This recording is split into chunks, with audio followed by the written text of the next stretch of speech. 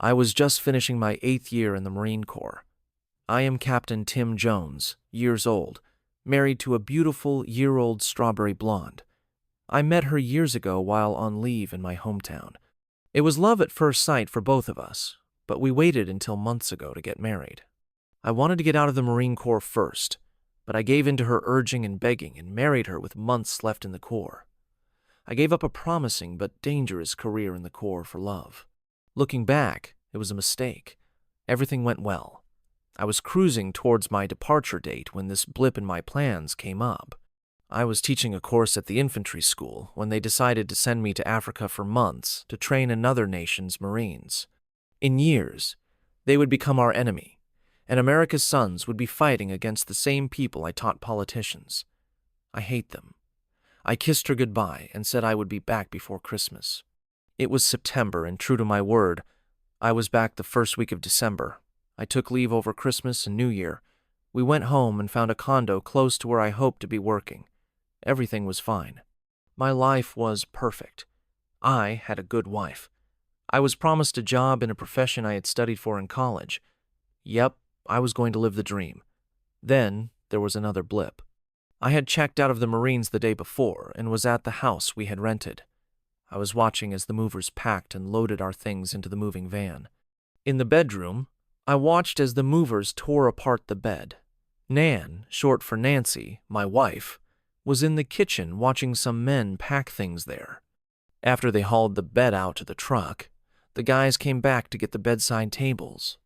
The guy picked the table up and started to carry it out. He looked at me, shook his head, and grinned. When I saw what he was grinning at, I was dumbstruck, to say the least. There on the floor were dried up, used condoms. I was surprised. Nan and I had never used condoms. She was on the pill. The men finished in the bedroom and started on the extra room. I shut the door and waited. When the truck was loaded and on its way to Memphis, I called Nan and opened the door to the bedroom. I am not cleaning this up. She grabbed her mouth and started to cry. No, oh God, no, she slumped to the floor. Please understand. It was a one-time fling. You were gone. It just happened. I love you. I was lonely and it meant nothing to me. Looks like it was more than just a one-time thing. I count 10 here on the floor, I replied, then began more and more crying from the perspective of Nan. I heard Tim start vacuuming the spare room, so I got up off the floor and found a plastic bag using it was like a glove. I gathered the used condoms up off the floor and took them out to the trash. Tim was finished with the vacuum cleaner, so I used it to vacuum what was our bedroom. He stuck his head in and said he was leaving for the hotel and asked me to stop and pick up something for supper. That's a good signal, at least he is planning on us having supper together and staying in the same room tonight. I finished cleaning the house and locked the doors. I stopped and picked up some fast food cheeseburgers, fries, and milkshakes. I got a text that room was in the back of the motel and on the ground floor. The door was open, and I was glad to see there was just one bed in the room, a king. Maybe I could work this out. I decided to make this partly his. Maybe with a little luck, I could get him to forgive me. I went in and set the table for supper. Not much was said, no hello, no kisses, nothing. As we were eating, he said, "Want to explain? I was so lonely when you left for Africa. I cried for days." Finally, I pulled myself together and decided it would not be that long. Besides, you were not really in a war zone. You were teaching like in a classroom. So I got it together and started planning our future together. One Friday morning, I decided to go to the grocery store. As I was driving, I remembered I needed gas. The car started bucking and stopped. I was out. I got out and opened the hood. There was no traffic, but soon, a guy on a motorcycle stopped and asked what the problem was. I explained I was out of gas, and he said to get on and he would take me to a gas station. I did, and it was exciting. I had never ridden on a motorcycle in my life. We borrowed a gas can from the station and returned to my car. I tried to pay him, but he refused. Then I asked if he would let me buy him lunch, and he agreed. We went to that Waffle House on Highway. We talked for about hours. He was from San Francisco. He was taking a break from college, just riding around the country on his bike. He was half Irish and half Japanese. He had long black hair, and to be honest, he was very handsome. He was very intelligent and fun to be around. I made a mistake. I invited him to the house. Remember, I was so lonely. I thought you would never know. He spent the weekend. I made him use condoms, even though I was on the pill. I did not want to catch an STD of any kind. Monday morning, he got on his bike and left. I have never seen or talked to him since, I promise. And about the condoms, he always got up and went to the bathroom.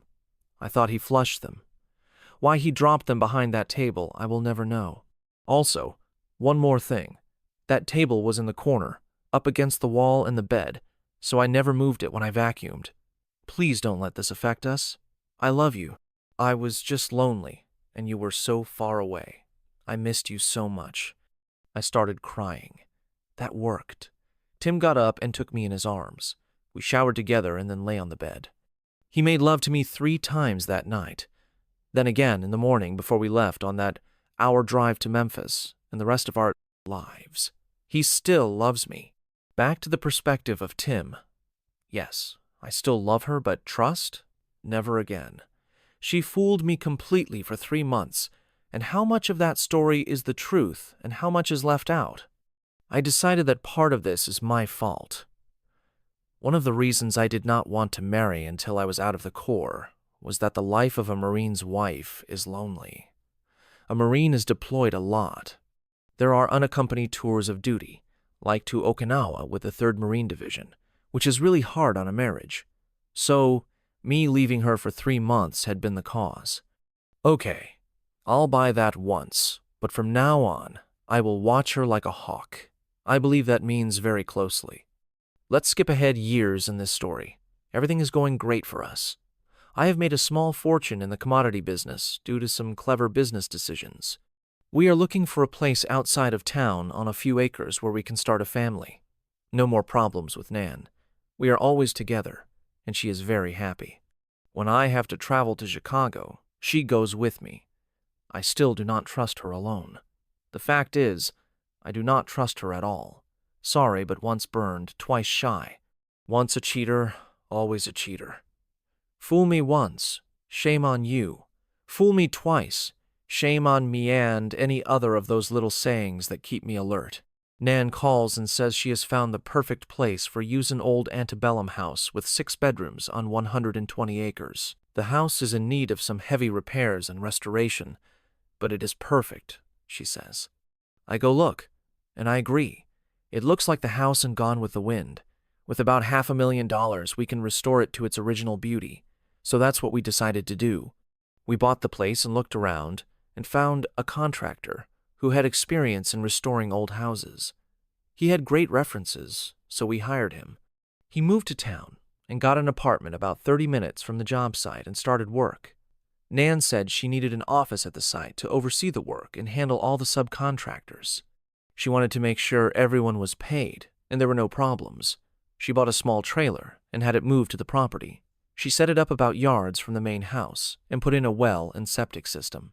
An electric line was installed along with a gallon butane tank to provide heat during the winter months. We thought that when we moved in and started to have kids, this would be a place where the help could live. That was my idea.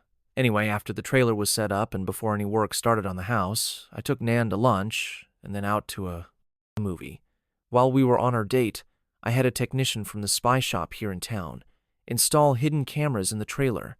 They connected to a website that I could access any time and watch what was going on in the trailer. Remember, I love her. I just don't trust her. Everything went fine. For the first 2 months, I watched the trailer and did not see anything out of the ordinary.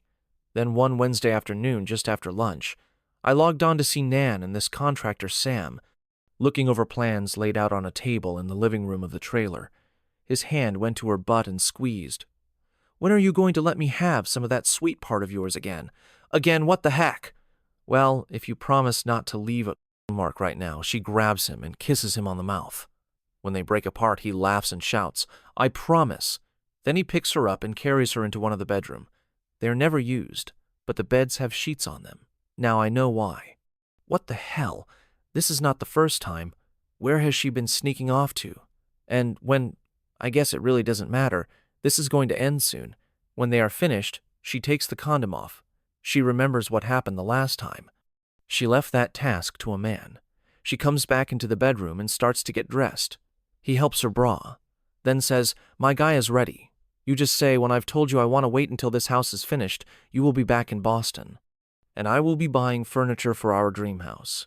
Tim is mugged and killed for his Rolex and wallet. I just cannot live in the house where we plan to live the rest of our lives, so I sell it after collecting on his $1 million insurance policy. I leave the state. You and I can live a long time on that amount of money they dress. And he goes back to the job site. She locks the trailer and leaves. I guess she is on her way home. I cut the computer off, so her plan is to have me killed, then run off with her lover and live happily ever after. Not going to happen. She is home before me and running a bath. She meets me at the door with a big kiss. I hope she brushed her teeth. Then she gets in the tub. I am wondering what is going on as I sit and watch the evening news. When she is finished with her bath, she comes into the living room and sits on the floor in front of my chair. She starts telling me how she can't wait until the house is finished, and she can go off the pill. We are going to have 4 kids, and she is going to be such a good wife and mother. Thursday morning I went to work and she went to the farm. I watched off and on all day, but there was no fooling around. She left at about p.m., and Sam worked until almost dark. She was home. When I got there that night, she wanted to make love, and I thought, why not? She said that I might have bruised her. I was so rough I told her I was sorry. Not the next morning I went shopping for some of the things I would need this weekend. Saturday, I was off work. No trading on the weekends. No one was working at the house. And Nan had an appointment to get her hair and nails done. This would give me time by 1.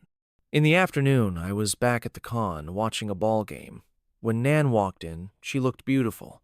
I told her we should go out to supper and dancing tonight. She loved the idea, so at about p.m., we dressed, and I took her to the Vapor Supper Club out by the airport. We had steaks and then danced until about midnight. When we got home, she attacked me, and we made love until the wee hours of the morning. Sunday was a late breakfast then, and us laying around watching football. Her favorite team lost a sign of things to come Monday morning. I kissed her goodbye and went to the office. She went to the house, and I watched as she entered the trailer. It looked like she was arranging contracts in order to pay them at about 7 a.m. She went to the house. I saw her enter and watched for her to leave. In an hour, she was back at the trailer. She fixed herself a tuna sandwich and just waited, looking out the window at the house. What is on her mind at 7 p.m.? Sam walks in, and he walks over to her and takes her in his arms. "I missed you this weekend. You look amazing. I love your nail color, and your hair is so pretty," he answered. "Thank you, and I missed you too. I can't wait until we can be together all the time," she replied. "Just a little longer. I want us to have the perfect alibi. Then, when your next job comes up, we will both work together. I love that idea. We will have a great time, you designing and me doing the work. We will make the perfect team. And don't worry about us being blamed for his death. My guy is a professional from South Boston, part of the mafia. Up there, what did Shakespeare say about the best laid plans of mice and men get me to the bedroom? I am tired of faking it." She was faking, I thought. So he picks her up, and they go into the bedroom. I give them time. I watch as they undress each other. As he enters her, she hears a cell phone ring, and a worried look crosses her face. Whose phone is that is forming on her lips as the cameras go blank. It was almost an hour later that I got the call. There was an accident at the job site, and I should get there as soon as possible. I asked to talk to my wife and was told she was not available.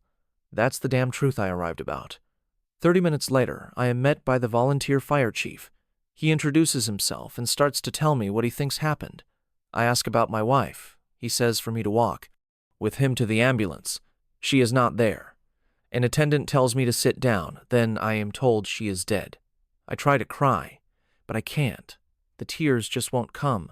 So I started to demand to know what happened. The chief, who I think works at the bank, tells me they believe it was a faulty gas heater since this was the first cool day. And with all the rain lately, they probably lit the heater to stay warm. Something happened, and a spark of some sort set it off. The sheriff and the county coroner are on the way. I notified them when I found the bodies. You keep saying they, and bodies who was with her. I asked innocently. We know it is your wife, and we believe the other person is the general contractor, Sam Billings. This is hard for me to tell you, but you should hear it now. We found them together in bed, naked.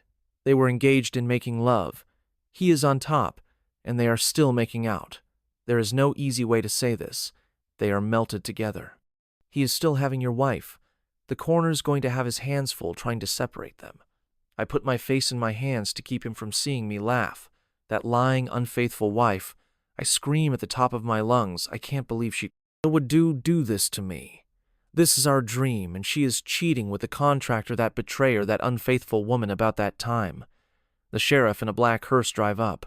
I stay seated in the ambulance, but the fire chief runs over and starts talking.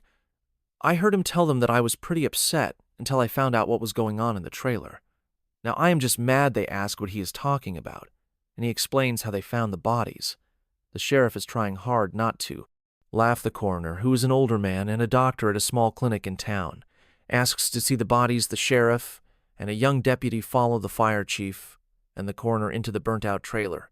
In seconds, the deputy is back, throwing up his lunch in the front yard. The coroner goes to the hearse and brings back 2 body bags.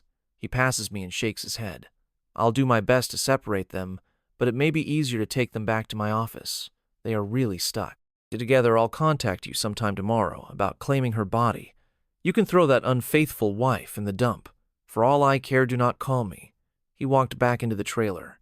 Just about that time, another car drives out, jumps a woman in some type of fireman's uniform. She walks over to me and asks who I am. I told her I was the owner of this property and my wife and her lover were killed in the fire. I guess I said this with venom in my voice, so I take it you did not know about the lover. Not even a hint, I replied. I am with State Fire Investigator's Office. These volunteer fire departments do not have the funds to train an investigator, so I handle this part of the state. I'll need to talk to you tomorrow after I finish my investigation. So where can I find you? I'll be at my office until about 2 p.m. After that, you can reach me on my cell phone. I hand her my card. What about the funeral arrangements? I will not be making any arrangements for that woman. Maybe her mom and dad will want her, but not me. The coroner said they were melted together, and he was going to try and separate them at his office. Well, forget that they want to be together. Bury them together. Then we watched as they carried one body bag to the hearse. The deputy had the other in his hand, so I guess both were in the same bag. The ambulance, the hearse, the sheriff, and all the volunteer firemen left. I watched as the woman fire investigator entered the trailer and began her investigation. She is not going to find anything. That was what I was thinking. The next afternoon, I parked my car in front of the house and looked around. One thing was certain. Nan and her lover had done a great job. It was almost finished, and its beauty was back. Now what am I going to do with it? I was walking around, found downstairs. When this cute little red-headed girl walked in, I asked if I can help her. You don't know me, but I am one of the subcontractors. My father and I own a paper and painting company. We are getting the walls ready to start papering the downstairs. Later this week, you are going to complete the job. Right, of course he is going to finish this place. It is beautiful, and it will be even prettier when it is all landscaped. And the garage and stables are finished. I turn to see that fire investigator walking in the door. She walks directly over to the redhead and kisses her on the mouth. Okay, lesbians? Lesbians. I have no problem with that. Who cares what somebody does in their bedroom? Not me. I thought I saw your truck pull up. I guess this is as good a time as any to have this talk. Let's find a place to sit. We go into the kitchen and find a table where the workers eat lunch. First, I need to spend some of your money. She takes out her cell phone and looks for a number, then calls, Buck? Yeah, Sandy. Here, listen. Can you get over to that old antebellum house? Off 78 early in the morning. Of course, I want you to bring your backhoe. There was a trailer fire yesterday, and I have finished my investigation. I overheard the owner saying he wanted that off his property, and I told him it would be too hard and costly to haul off.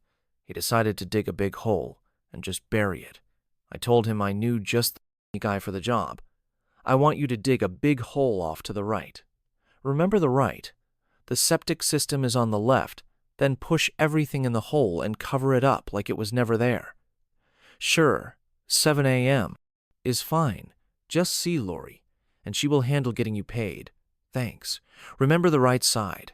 Okay, bye. Now she looks across the table directly into my eyes. Or rather, we don't want any sheriff or deputy snooping around and finding what I found. Do we? I guess not, was all I could manage. I see you have met my partner. She is an excellent painter and paper hanger. I am sure you will appreciate her work with that.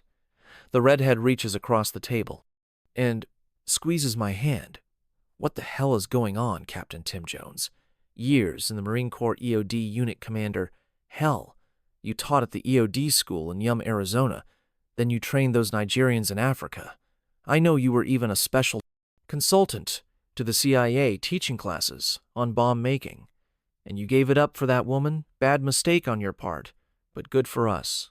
Oh, before I forget, if I did not know what to look for, I would not have found it so good work about. Now you are. Wondering how I know so much about you and your wife. Right? Yes. And to be honest, I am a little worried about just what is going on here. Don't be worried, you can handle it. Let's start at the beginning. A year or so ago, I went to a conference of fire investigators. I met a former Marine there, and we got to talking over lunch. He was EOD, and he had a lot of stories. But the one that stuck with me was about his captain, a man named Tim Jones. He said this guy was the best. He talked about how this captain was such a good teacher. He had taught at the EOD school. And even at a CI training facility, this guy could make a bomb that was almost undetectable. And he used things that you would never suspect. A year later, Lori is explaining how Tim Jones and his wife are refurbishing an old house, and she's going to do the painting and papering.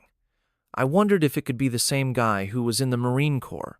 I checked you out and found you were the Tim Jones in the stories. Lori told me how she suspected your wife and Billings was having an affair. She had seen them leave the job site to pick out materials. She thought they were gone too long. Then they started spending way too much time in the trailer alone. When I heard about the fire, I figured you had caught them. Tim. Okay, so you know all about me. I killed 2 people yesterday. So what do you want, money? Do you want me to sign over the title to this house? What exactly? Sandy, don't be so crude. Lori and I talked it over last night. What we want is kids. We are lesbians, but we want to be moms. We decided you would be a good father. And this house, what a great place to raise kids, Tim. So I get you both pregnant and give you the house. For that, you keep my secret. Sandy, oh no, much more than that. We are not going to raise our kids without a father figure. Let me explain, okay? You got rid of a cheating wife and her lover. We have no problem with that. Lori and I are lesbians, but we are still in the closet. Nobody knows, not even her dad. Everyone thinks we are just friends. She has her job, and I have mine. We are hardly ever seen in public together. We do not go out drinking or even to dinner together. We are never affectionate in public. Do either of us look like a lesbian? No. In fact, you are both very pretty. Sorry, I did not mean to imply lesbians are ugly, just that both of you are pretty. Again, Lori squeezes my arm. I notice she has beautiful green eyes. But back to Sandy, caught me looking into Lori's eyes. I am sure she does have pretty eyes. Don't worry, I won't be the jealous type. Our plan is that we all move into this house when it is finished. We share a bedroom and a bed. We announce to the world that we are a trio, no more sneaking around for us. And you get both of us. We raise the kids as normally as possible, with them having 2 moms and 1 daddy. But how hard can that be? What do you say? First, I want to tell you that you have beautiful blue eyes, and I think only a fool would say no to this plan of yours. Any man would be lucky to get either of you, but both every night in the same bed? How do you suppose we start this and not raise red flags? I mean, I cannot go from losing my wife no matter that she was cheating one day to living with 2 beautiful girls the next day. Sandy, I told you this guy was smart. Our idea is you start spending more time out here at the house. supervising its completion. You meet Lori. You talk to her dad about her and show some interest. You find out she has a friend and invite us both to dinner one night. Things progress slowly over the next months. I mean, the folks around here will know how hurt you are. They will think it's good for you to be getting out. Then one day, we all move in together and start our family. Some will not like the idea of a trio, but who cares? Sound like a good plan to you? Yes, it did. I did not attend the funeral and let it be known that I had no idea she was cheating. Her parents apologized to me a number of times. It was not their fault, and I never treated them badly. Lori, Sandy, and I started to go to dinner together, then to the movies. The first night, I walked them to the door of Sandy's apartment. They stepped inside, and Lori grabbed me and kissed me on the mouth, using plenty of tongue. When we broke apart, Sandy did the same. Then Sandy grabbed Lori and kissed her while I watched. Think about all the fun we are going to have when we all three live together now. Good night, and drive safe. I was pushed out the door. I got that a lot over the next few months. I never even got to feel a titty or touch a butt.